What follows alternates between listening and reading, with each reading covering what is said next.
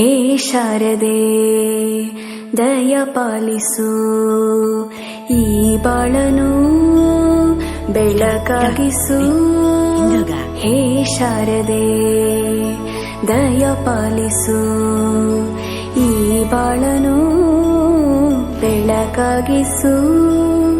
ನಾಳೆಗಳ ದಾರಿಯಲ್ಲಿ ನಂಬಿಕೆಯ ನೆಲೆಯಾಗಿರಿಸು, ಮುನ್ನಡೆಸು. ಕೈ ಹಿಡಿದು ನಾವಾಡೋ ಪದ ಪದದಲ್ಲೂ ಸಂಚರಿಸು. ಹೂವಲ್ಲಿ ಜೇನು ಗುಳಿ ಕಟ್ಟದೇನು, ನೀರಲ್ಲಿ ಮೀನು ಅಡಿ ಮುಟ್ಟದೇನು, ಆ ದೈವದಾಜ್ಞೆನೇ ಎಲ್ಲಾನು.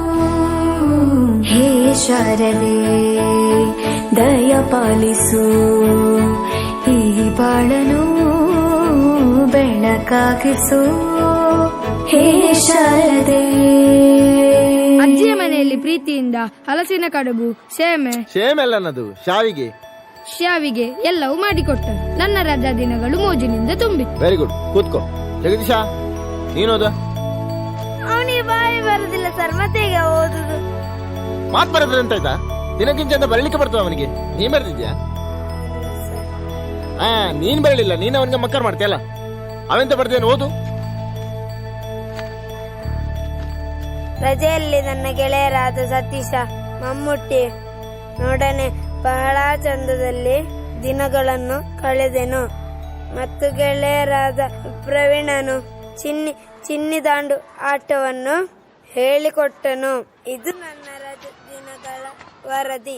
ಈ ಪ್ರವೀಣ 7ನೇ ಕ್ಲಾಸ್ ಅಲ್ವನಾ? ಹೌದು ಸರ್, 3 ವರ್ಷದಿಂದ. ಎಂತ ಅವಸ್ಥೆ ಮಾರೆ ನಮ್ದು. ಮೊದಲ ಕ್ಲಾಸೇ ಹೊರಗೆ ಹಾಕುದಂದ್ರೆ ಇವರಿಗೆ ಮನ್ಸತ್ತು ಉಂಟ. ಹೊರಗೆ ಹಾಕಿದ್ರೇನಾ? ಇಲ್ವಾ? ನಾವೇ ಗಾಳಿ ತೋರೋಣ ಅಂತ ಹೊರಗಡೆ ಬಂದಿದ್ದೀವಿ. ಹೋಗಲ್ಲ.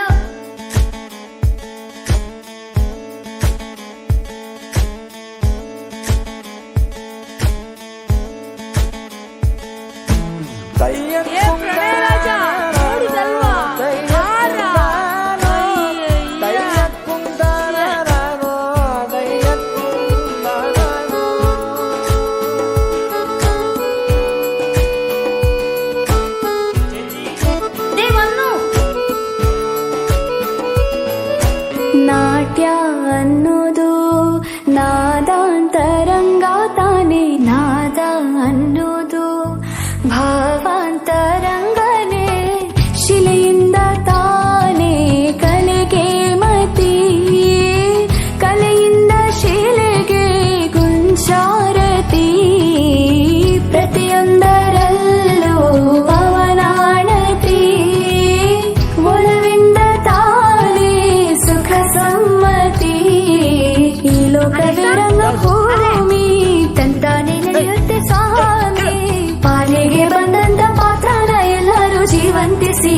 ಹೇ ಶಾರದೆ ದಯ ಪಾಲಿಸು ಈ ಬಾಳನು ಬೆಳಕಾಗಿಸು. ಹೇ ಶಾರದೆ.